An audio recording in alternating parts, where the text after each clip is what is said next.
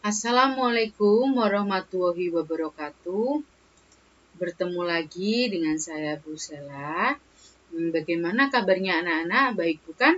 Semoga kita semua dalam lindungan Allah Subhanahu wa taala dan semoga kita tetap sehat dan bahagia. Nah, anak-anak, pada kesempatan kali ini kita akan belajar pembelajaran seni budaya yang membahas tentang penerapan ragam hias pada bahan tekstil. Baiklah anak-anak, sebelum pembelajaran kita mulai, Bu Sela akan bacakan tujuan pembelajaran kita hari ini terlebih dahulu. Tujuan pembelajaran kita hari ini adalah yang pertama, siswa dapat mengidentifikasi teknik penerapan ragam hias pada media tekstil. Kemudian yang kedua, siswa dapat mendeskripsikan teknik penerapan ragam hias pada media tekstil. Yang ketiga, siswa dapat mengekspresikan diri melalui penerapan ragam hias flora, fauna, geometris pada media tekstil. Dan yang terakhir, siswa dapat mengomunikasikan hasil karya penerapan ragam hias flora, fauna, dan geometris pada media tekstil secara lisan maupun tertulis. Oke anak-anak, kita masuk ke materi ya. Keindahan ragam hias pada Nusantara itu telah ditetapkan di hampir semua sendi kehidupan manusia ya anak-anak ya. Kemudian ragam hias tidak hanya terdapat pada bangunan rumah, kemudian pada peralatan rumah tangga, senjata tradisional, atau pada ukiran saja, tapi juga terdapat pada bahan tekstil. Ya, kalian bisa lihat di layar kalian. Pernahkah kalian melihat dan bahkan mempunyai ragam hias pada bahan tekstil? Coba kalian amati ya, di layar ini ada gambar. Coba kalian amati apakah kalian mempunyai atau pernah melihat beberapa barang yang ada pada layar laptop atau HP kalian ya. Coba kalian amati. Nah, itu gambar-gambar ini yang dinamakan dengan ragam hias pada bahan tekstil. Ya, mari kita ulik lebih dalam lagi ya. Nah, penerapan ragam hias pada bahan tekstil. Nah, anak-anak bisa kalian lihat ya penerapan pada ragam hias flora, fauna, dan geometris pada bahan tekstil itu banyak dijumpai di daerah Indonesia ya. Kemudian penerapan ragam hias pada bahan tekstil itu dapat dilakukan dengan cara membatik, bisa menenun, kemudian bordir, menyulam, dan melukis ya.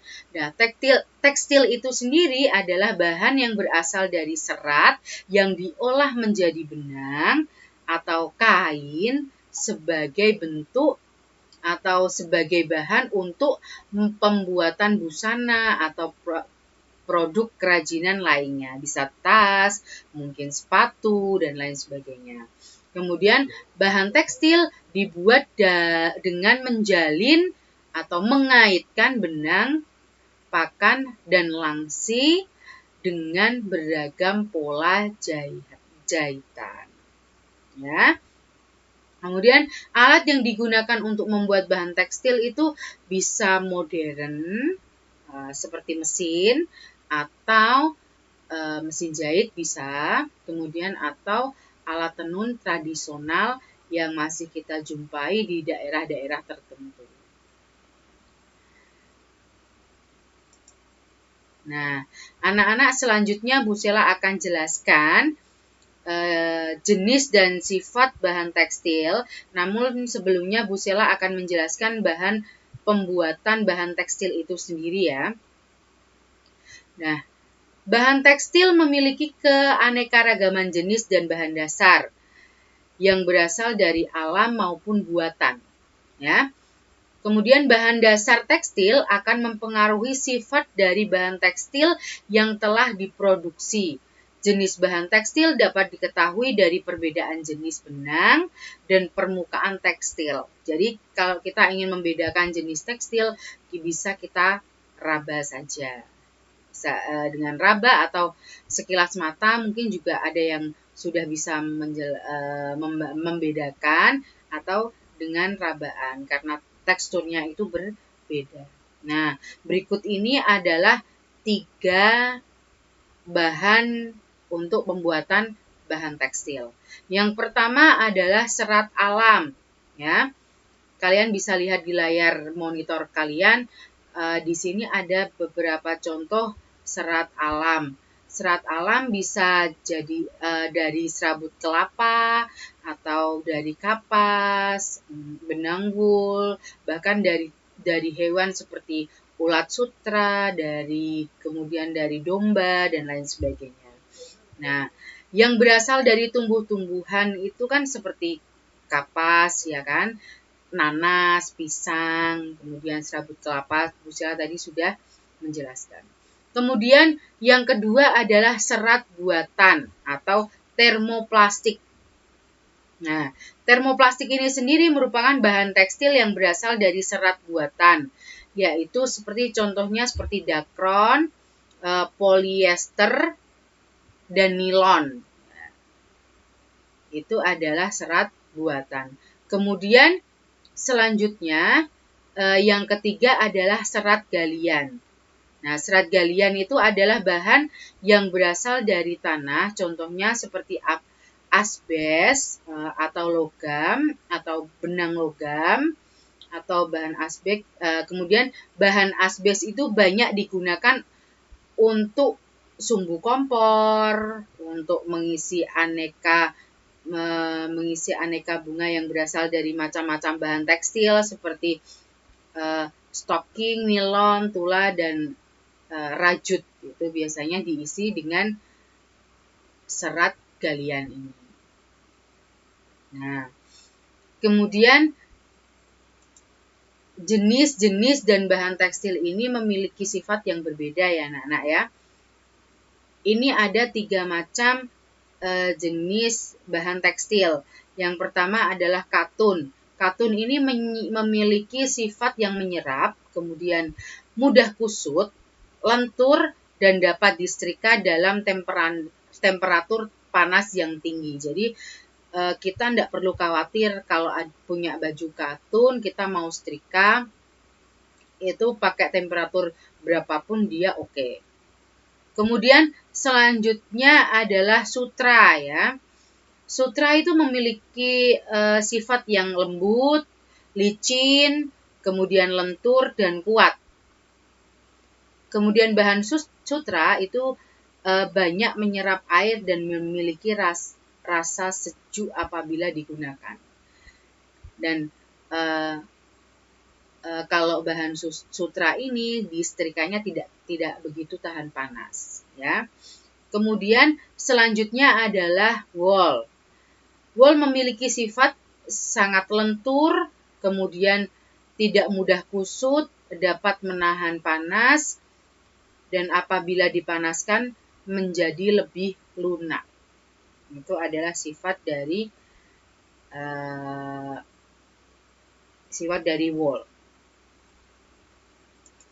Kemudian selanjutnya adalah beberapa contoh bahan tekstil yang sudah jadi.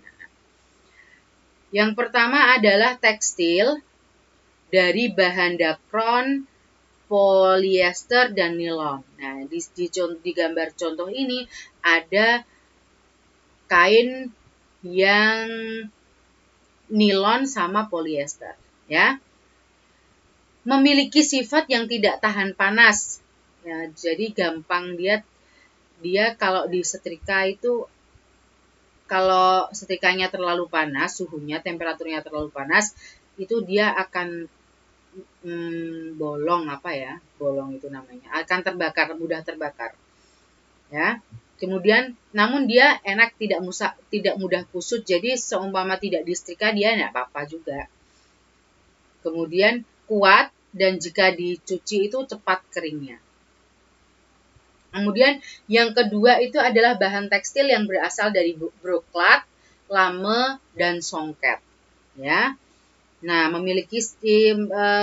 bahan ini memiliki sifat yang bisa berubah warna karena biasanya pakai pembuatannya itu pakai pewarna alami. Jadi dia lebih mudah, warnanya lebih mudah luntur.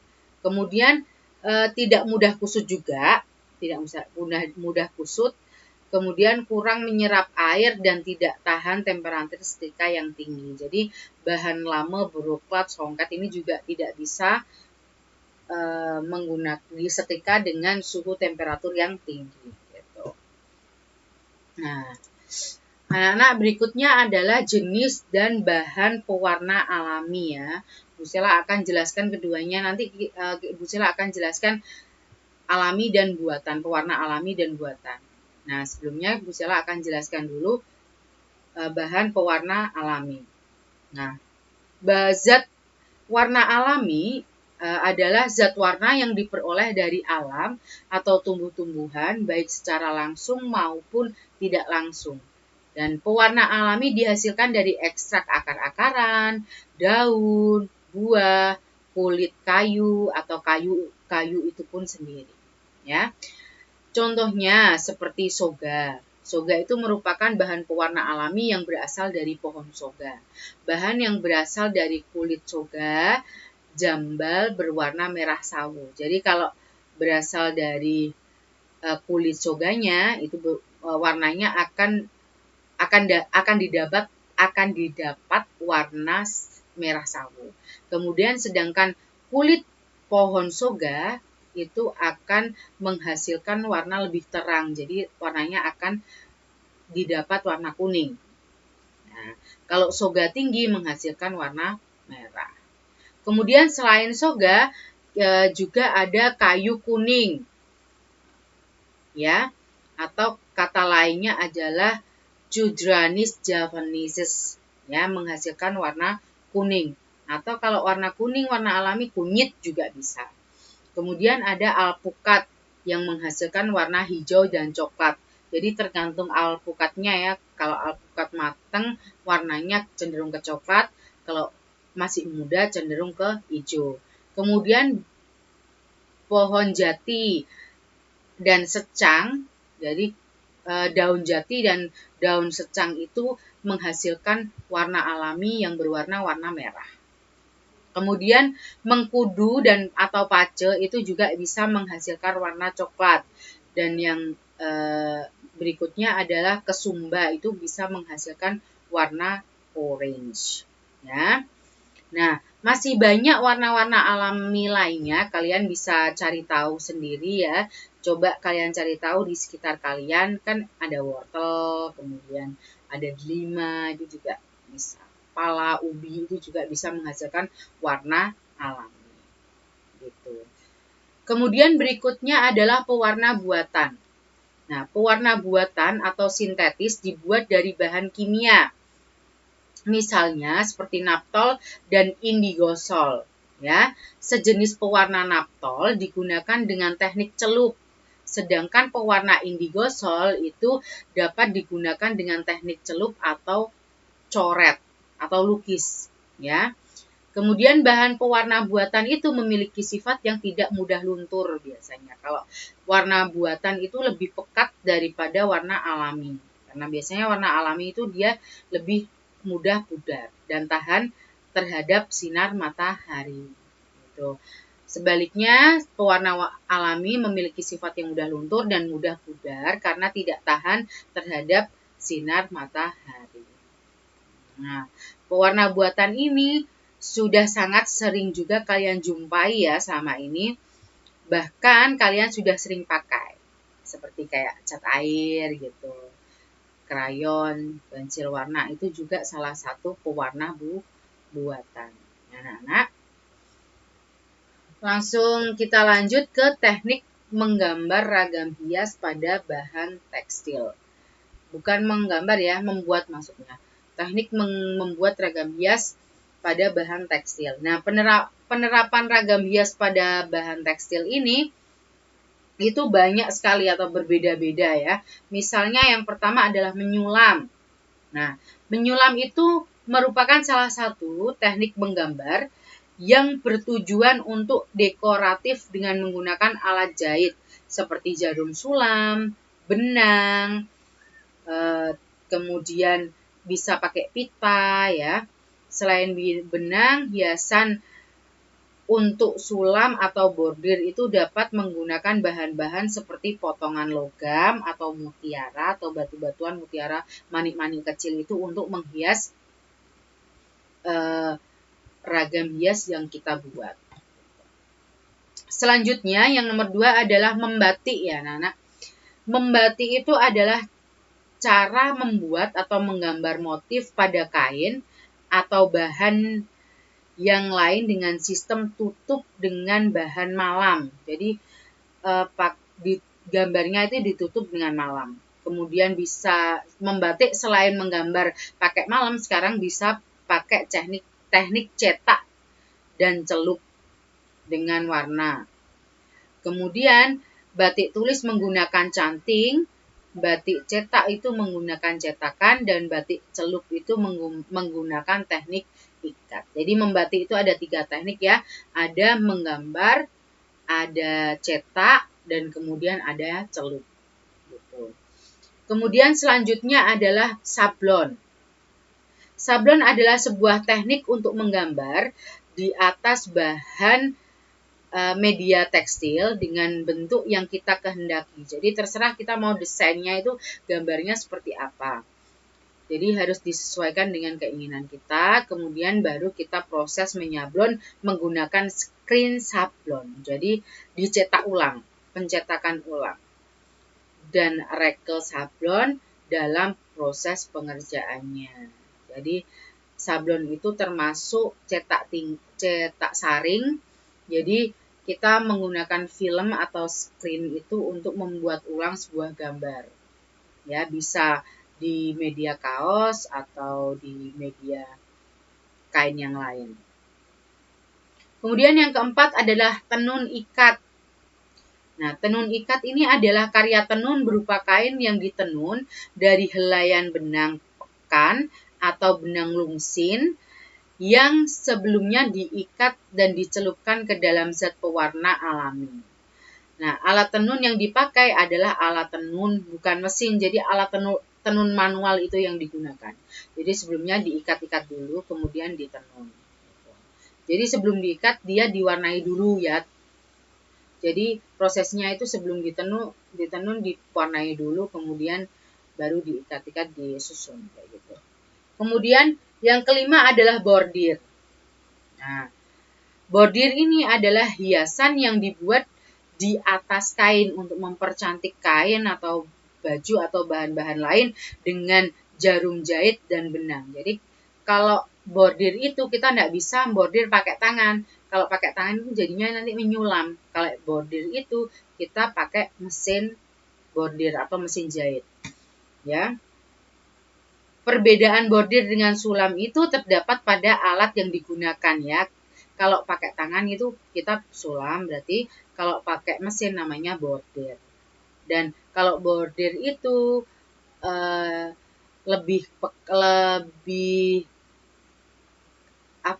rapat, lebih padat daripada yang menggunakan tangan sulam gitu teksturnya.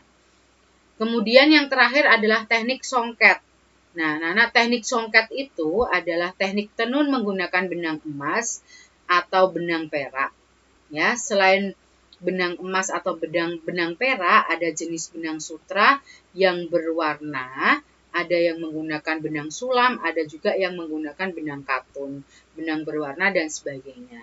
Ya, tetapi semua jenis benang tersebut digunakan untuk menghias permukaan kain tenun. Bentuknya seperti sulam dan dibuat pada waktu yang bersamaan dengan menenun dasar kain tenunnya. Nah, itu namanya kain songket atau teknik songket. Nah, anak-anak sudah tahu ya perbedaan dan macam-macam teknik pembuatan ragam hias pada benda tekstil. Pasti kalian sudah sedikit banyak sudah tahu. Ya. Kemudian Bu Sela akan berikan contoh salah satu teknik penerapan ragam hias pada bahan tekstil ya. Nah, di sini Bu Sela berikut ini Bu Sela akan memberikan contoh kan salah satu teknik penerapannya. Nah, penerapan ragam hias pada produk kaos oblong dengan teknik menggambar atau melukis. Ya, pertama-tama kalian harus siapkan gambar rancangan kalian terlebih dahulu di atas kertas.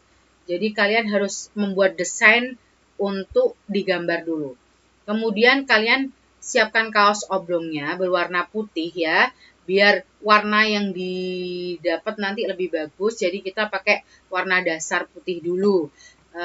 Kalian bisa pakai warna lain seperti hitam dan lain sebagainya, tapi pada dasar gambar itu kalian harus kasih cat warna putih terlebih dahulu, baru kalian tumpuk atau kalian berikan lagi warna yang lain, begitu agar warna yang didapat lebih bagus ya. Kemudian setelah kalian siapkan kaos, kalian beri alas dari karton atau triplek atau kayu atau kaca yang kalian punya di rumah di dalam kaosnya agar nanti tujuannya agar cat tidak tembus ke bagian kain yang lainnya. Ya.